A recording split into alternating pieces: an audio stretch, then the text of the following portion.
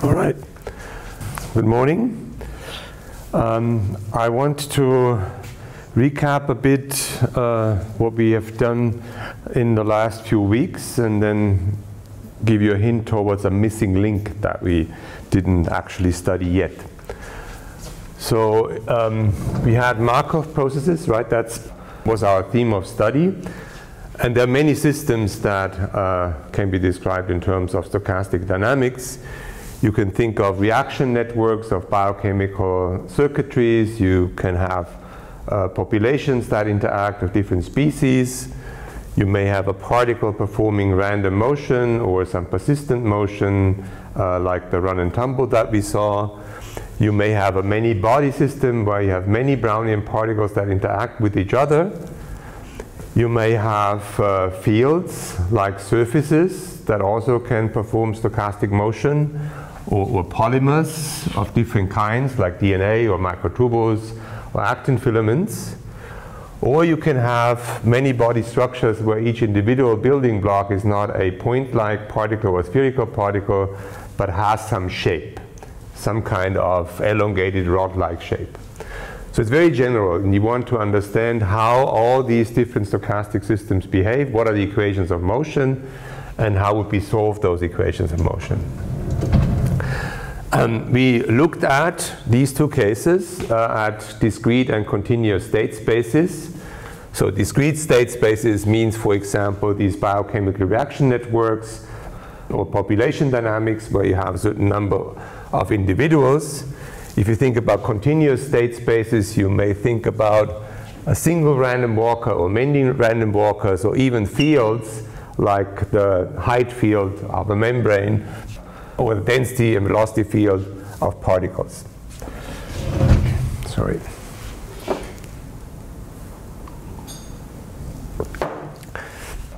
For the discrete state space, we had two levels of description. We could have a probability vector, which could depend on lots of different variables. Well, I don't indicate them here, whatever the complexity of the system might be. And then we found that the temporal derivative can be written as a Q matrix times this probability vector that depends on coordinates that describe the system and on time. This is a description where you look at the time evolution of probability. So it's a picture where you look at the full ensemble of the system. We had a alternative way of description, which is the Gillespie algorithm. And Gillespie algorithm meant that we simulate the system by throwing some dice, so choosing random numbers. And then what you get from this algorithm is the trajectories of your system. So it's very complementary to this ensemble picture. Here you look at the full distribution. There you look at individual trajectories, and you have to sample many of those trajectories. And when you sample many of those trajectories, you get back in the limit of infinite sample size to the ensemble picture. It's very useful, though, to have both, because here you learn about typical behavior and deviation from typical behavior in a simulation, and here you have to right away calculate everything. So let's compare this to what we did up to now with continuous state spaces. We also had this description level where we have ddt of p, right? And on the right-hand side we had, and I'm not writing this out, we had something like drift plus diffusion plus processes that are described by jumps, because while the state space is discrete, the actual trajectories show discontinuities. And that's again the same thing as here for the master equation. This is the analog, it's the Fokker-Planck equation or forward Chapman-Kolmogorov equation. This is again giving you the time evolution of the probability. So you do have this ensemble point of view here. But we didn't talk yet about a picture where you would look at the trajectories. Right? How would you do this? Okay. And you all have a very clear notion of trajectories. If I just think about a Brownian particle, then this Brownian particle will show some kind of random motion, and that is the trajectory, right? So what you want is, say for example here for this Brownian particle, you want to have a description of the actual equation of the particle position or its velocity or other quantities that characterize the system. And this equation that you get here cannot be a deterministic equation because this is a random process, so it has to have some deterministic part and some kind of stochastic part. So it somehow has to reflect what you have here, that this contains drift, it contains diffusion, and it contains any kind of jump processes.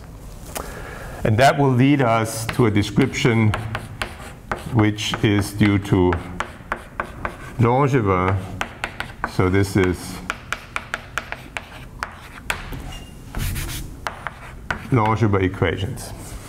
And then you have this complete mirror image of how you describe discrete and continuous state spaces. You can either take the ensemble point of view or the trajectory point of view.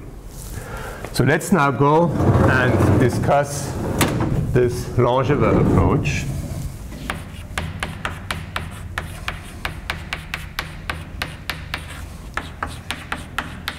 And the way I will do it is I'll start from a simple example and go to more complex systems. You should imagine, right, this Langevin approach here is not only for a particle or for many particles. You can use this also for whole fields, like the fluctuation of a membrane or fluctuations of a density field in a many-body system. So let's start with that. And let's look at a Brownian particle.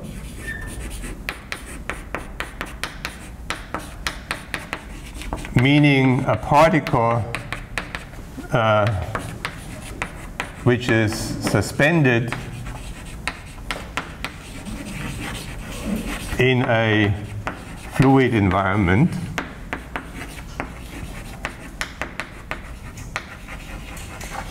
That means the picture you should have is you have some kind of larger particle.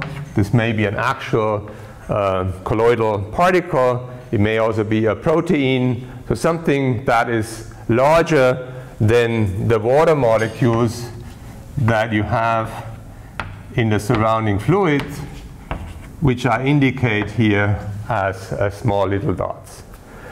These water molecules, they move, and as they move on a microscopic scale, they might collide here with a particle and then transfer some momentum to the particle. On the other hand, if you make the particle move, it also transfers momentum and energy to the surrounding fluid. So in the end, there's a balance between momentum transferred from a moving particle to the fluid, and from the motion of the fluid molecules, the water molecules, a transfer of momentum and energy to the particle. So how do we describe that? Let's take a macroscopic view.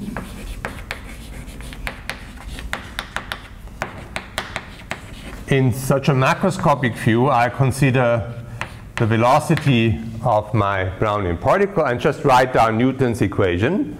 So I'm writing that the inertial term, so mass times the temporal derivative, is all the forces that act on the particle. Now in a fluid, this is basically friction from the surrounding fluid.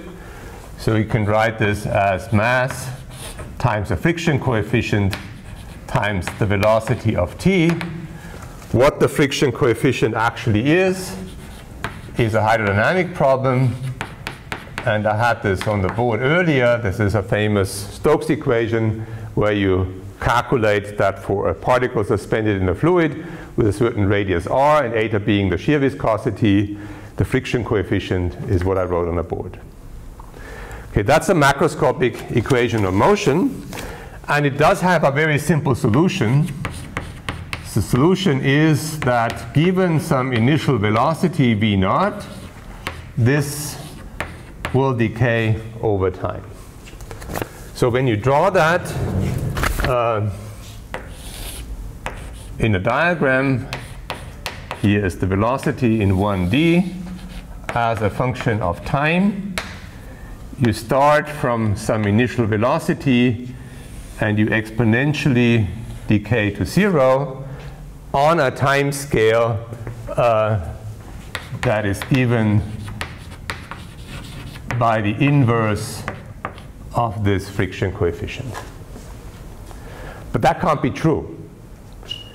You know that this particle here has some final mean velocity. So the mean velocity squared is non-zero. Why is that? Well, you have the equipartition theorem that tells you that the energy of the particle coming from the surrounding fluid has to be the number of degrees of freedom, which is here 3, over 2 kBt, and that is just what you know from thermodynamics as the theorem of equipartition of thermal energy over the different degrees of freedom that you have. Okay? So this means this process here describes the transfer of momentum to the fluid by damping. And on the other hand, you have transfer of energy and momentum to the particle from the surrounding fluid because of the thermodynamics of the problem and all these collisions of the water molecules with our particle. Right, so how do we reconcile that? Because in the end, right, energy is proportional to velocity. So when you work it out, just take the kinetic energy. This means that the mean velocity squared has to be 3 times kBt over the mass and the square root of that. That's our thermal velocity. When you put this into a picture for our particle, this particle is not moving like so. It's actually moving something like so, and then it has some persistent fluctuations coming from the thermal energy that's in the system.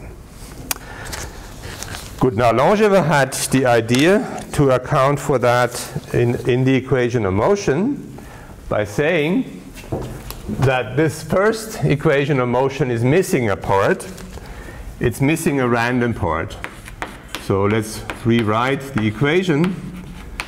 V of t, it's the standard dissipation term where you transfer energy to the surrounding medium, but let's add a term eta of t that is a stochastic term. This is called stochastic force, or in honor of Langevin, also Langevin noise. And the question we are facing now, and that's what I'm going to tell you in this first part of my talk, what is the constraints on eta? How do we actually determine this eta? So what is eta of t? And there's two things that are important.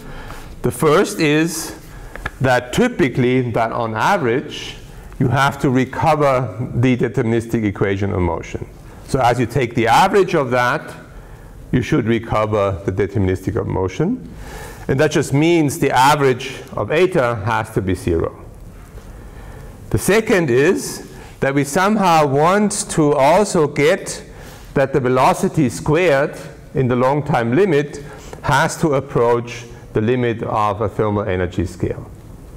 Okay? And those conditions we will use.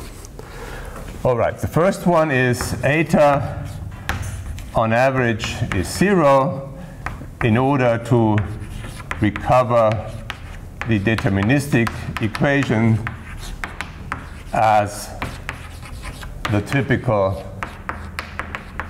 trajectory.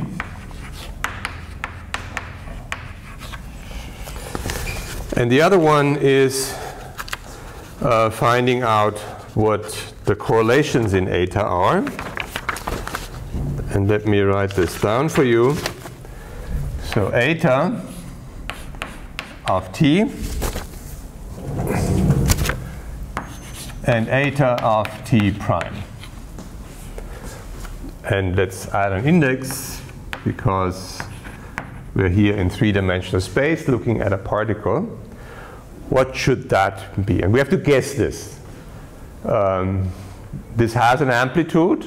Okay, that's kind of easy. You say this is some amplitude. Let's call this gamma, but let's add a factor of 2. This is convention, which is useful later on. What about the indices, delta ij, of the indices ij here? This is a system that has spatial isotropy. So you have to have a tensor that has this isotropy. And that's the only tensor that we have. That this is a delta ij. Okay? That's also easy. Now what about the time dependence?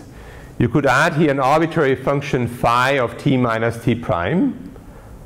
But this function phi of t minus t prime must be short-ranged in time, because when you look here at this Brownian particle suspended in the fluid, the motion of the particle is slow, but the collisions that it has with the surrounding medium, those are fast degrees of freedom. And this time scale separation between the slow motion of the particle itself and the fast dynamics coming from the surrounding medium, you say that you encode this by assuming that the correlations are super short-ranged in the sense that you replace this function here by a delta function. Okay, that's the assumption of short range in time correlations.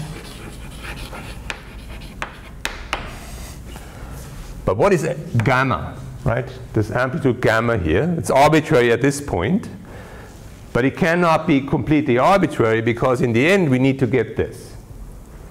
So as we go through the calculations, we will see in the end that this gamma must be somehow related to the thermal energy scale.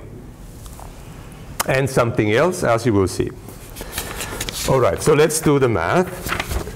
And for that, it's just convenient to define another quantity, which is 1 over the square root of 2 gamma times eta. And the reason is because now when I talk about the correlations of lambda, I have scaled out the amplitude, and this is simply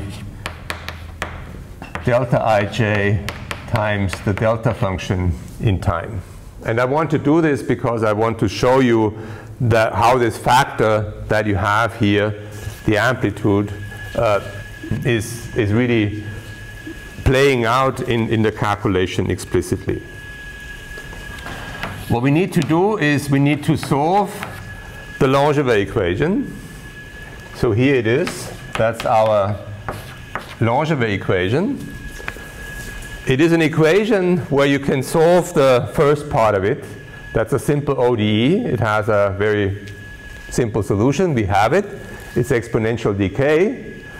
And then there is an inhomogeneity. And then you know how to solve equations, differential equations with an inhomogeneity. You take the Green's function and you convolute the Green's function with the inhomogeneity. So V of t is given by the solution of the homogeneous equation that we already had. And then I have to add the convolution with the Green's function. So that's an integral from 0 to t, d tau, e to the minus theta, t minus tau, lambda of tau. That's our solution.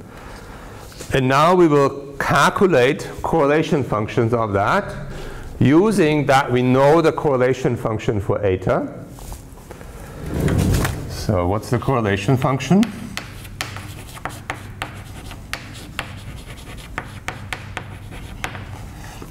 What we want is Vi of t, Vj of t prime.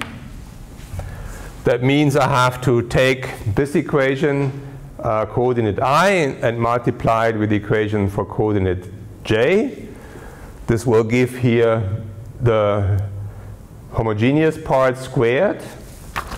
So that's V naught I, V naught j, e to the minus theta t plus t prime.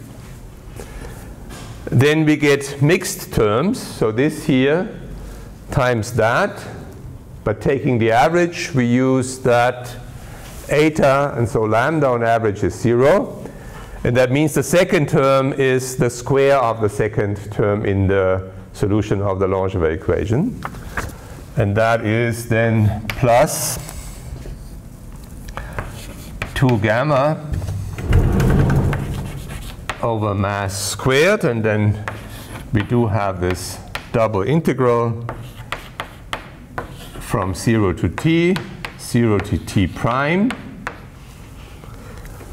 the correlation function of our white noise, lambda I of tau, lambda j of tau prime, e to the minus theta t minus tau, and e to the minus theta t prime minus tau prime.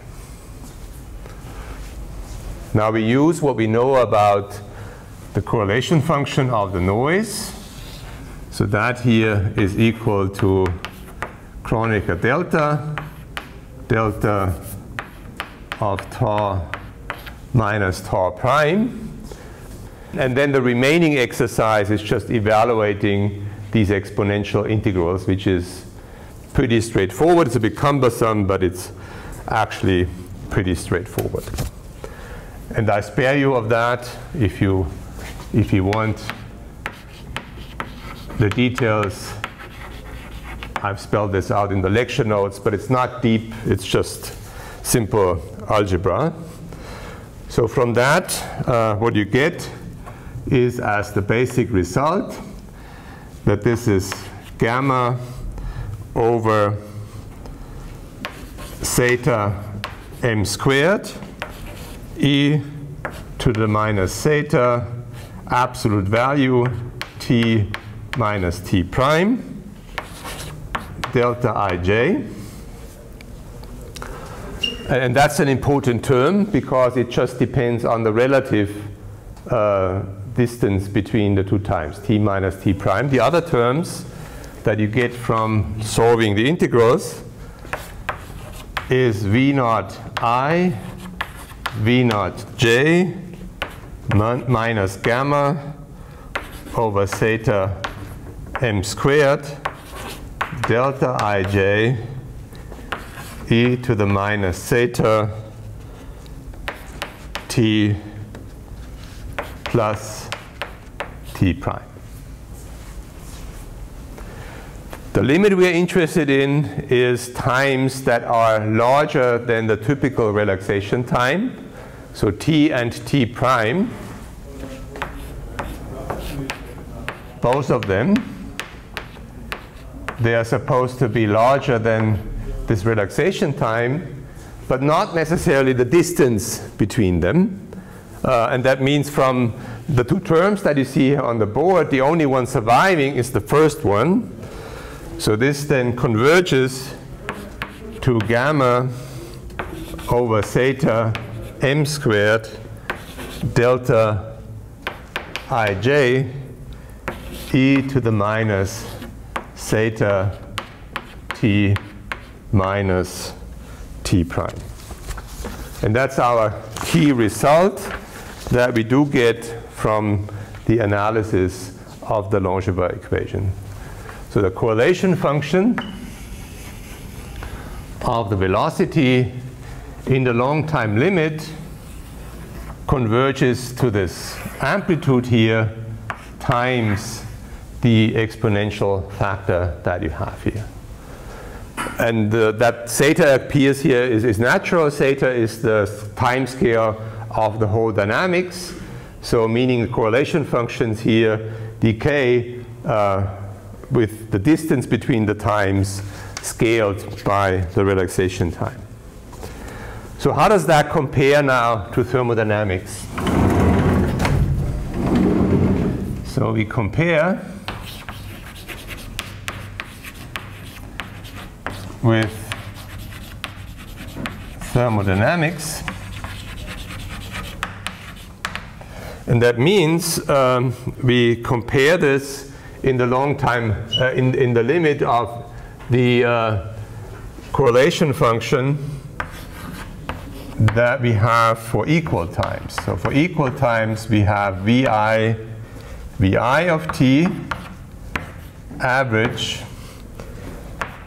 and no sum convention here. This is just gamma over theta m squared. That's the equal time correlation function.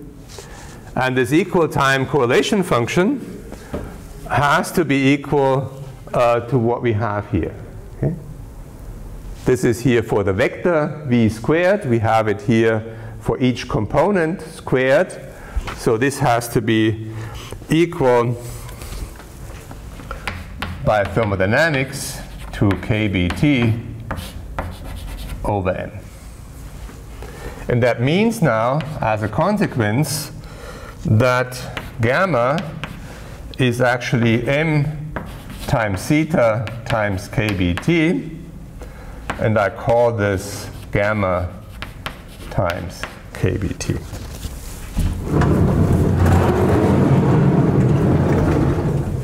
Okay, that's now a super important relation. It says that in this Langevin approach, where we have the noise eta and where we started out with an arbitrary amplitude for the noise, that this arbitrary amplitude is related to two quantities. First, the amplitude is related to kBt. And that's to assume, because that's to be expected, because after all, the reason that you have mean square fluctuations is because of the collisions. And the collisions, they carry with them the energy scale from thermal motion. The second observation is that there is this coefficient m times theta, and that is here the friction coefficient that you see in the equation of motion. So both of them appear, and in the end it's quite natural that this is the case, because after all the motion of the particle in a surrounding fluid gives rise to both, to friction and to fluctuations. And the reason for friction and fluctuations is the same thing. It's the interaction of the particle with the particles of the surrounding fluid. And that's why these two things need to be related. This expression here is a theorem that has different names, but let me call it here a fluctuation dissipation relation, since it's connecting the two things that are mentioned. It's connecting the fluctuations and the dissipation.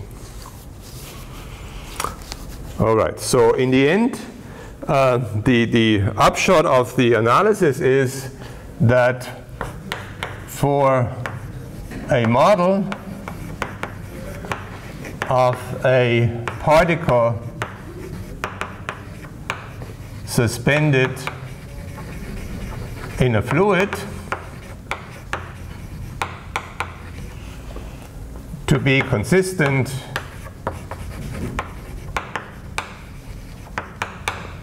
with thermodynamics,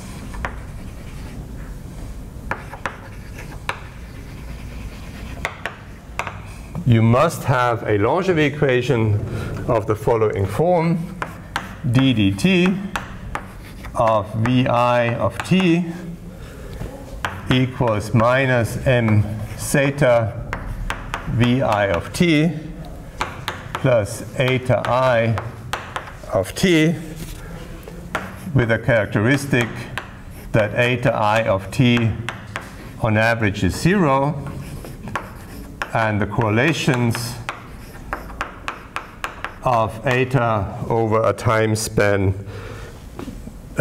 t minus t prime is 2 gamma delta ij delta t minus t prime, with the important constraint that gamma equals m zeta times kBt.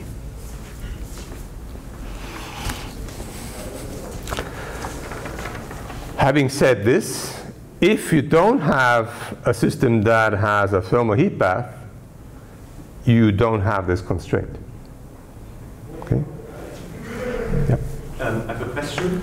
We assumed this equipartition theorem for our big colloidal particle, yeah. That's right?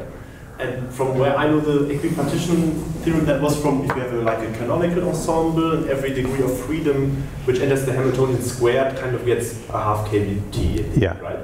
So then I would expect that V should be distributed according to a canonical distribution, right? So in the result we get a Gaussian, like an integral over Gaussian. So isn't there a slight mismatch then? You know, the solution of V is this integral over the noise, which is Gaussian, right? So the noise is specified here only up to mean and right. variance. It's going to be Gaussian distributed, you're right. The equipartition theorem is equivalent to saying that you have a Boltzmann distribution with e to the minus m half v squared times beta.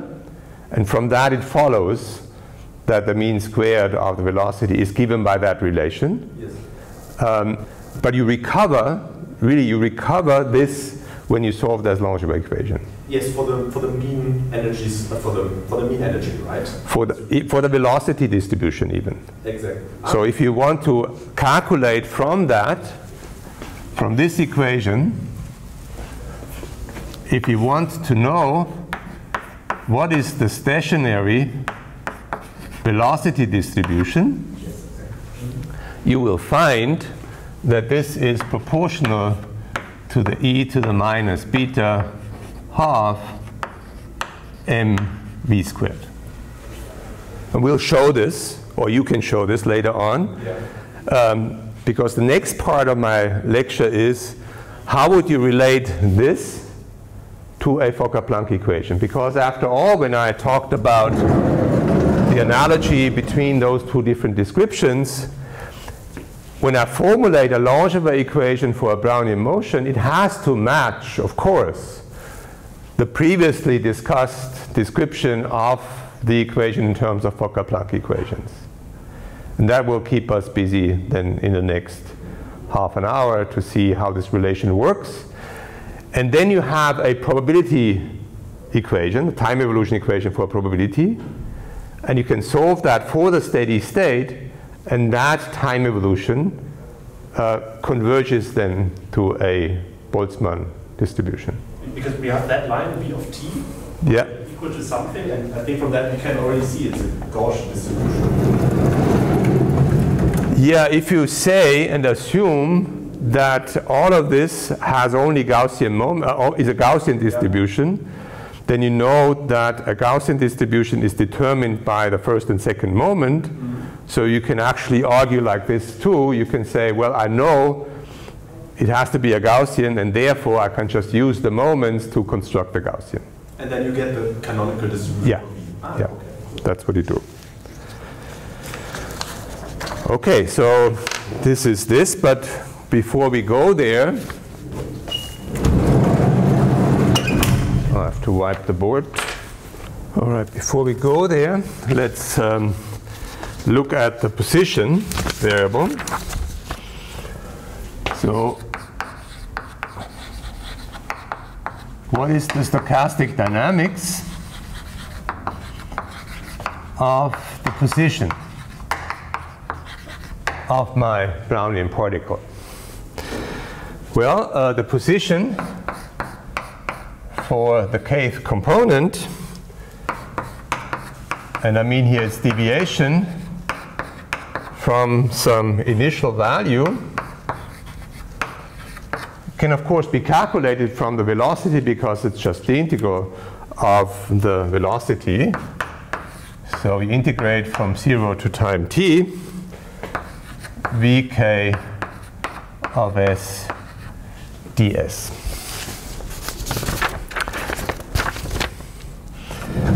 Okay, then I cannot calculate this for an individual trajectory because this is all stochastic.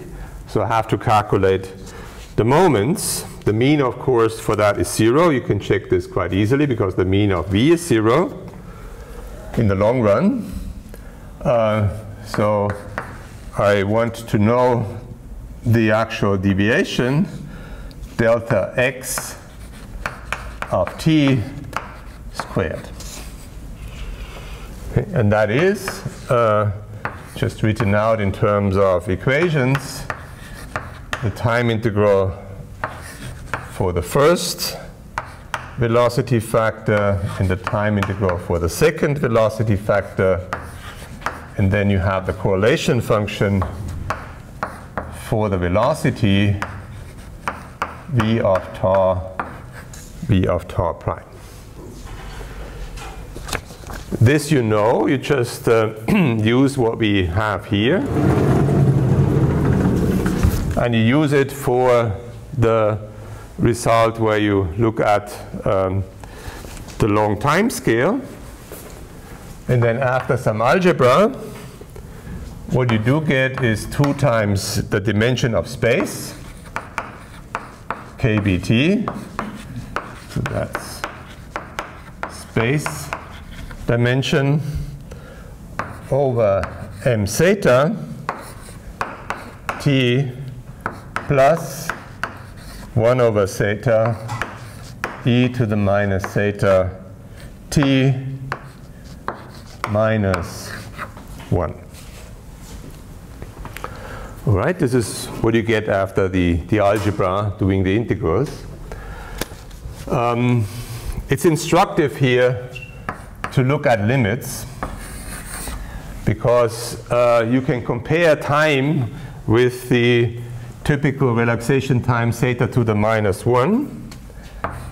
So let's look at t much larger than 1 over theta. Then all the initial relaxation of the velocity to 0 has happened. So you're left only with the effect of random motion coming from the encounters with the surrounding fluid molecules. And indeed, if you take the limit of that, you can neglect the second term here, and you get 2d dt, with d being the diffusion coefficient, kBt over m zeta equals kBt over 6 pi eta r. And if you remember, we had this equation on the board when we discussed the Fokker-Planck equation for a particle in a harmonic potential. That's the Stokes-Einstein relation. And you get this out here from this analysis as well. And the reason is the same as the reason before. It has to match thermodynamics in the time, limit time going to infinity. So you have diffusive motion for long time scales, but you can't have diffusive motion for short time scales since you start with some initial kick of the particle. And indeed, if you do the math, there's a prefactor that again depends on temperature and on mass. And this goes like t squared.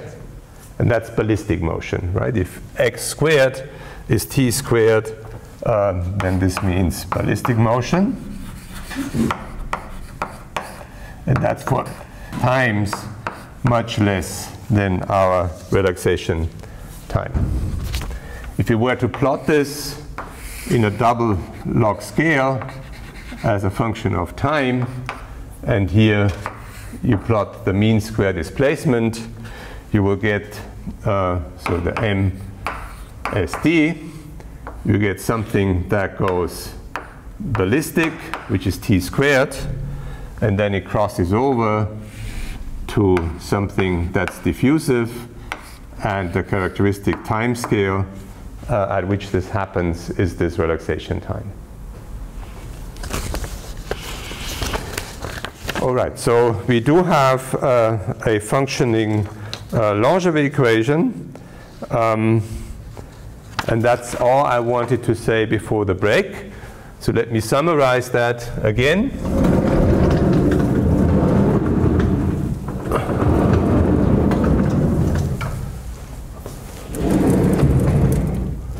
So when you start from the idea of writing an equation of motion for a Brownian particle, Langevin was saying you have to add noise, and I showed you this is a consistent way of describing the thermodynamic motion of a Brownian particle if you match the noise amplitude gamma to the corresponding thermal scale.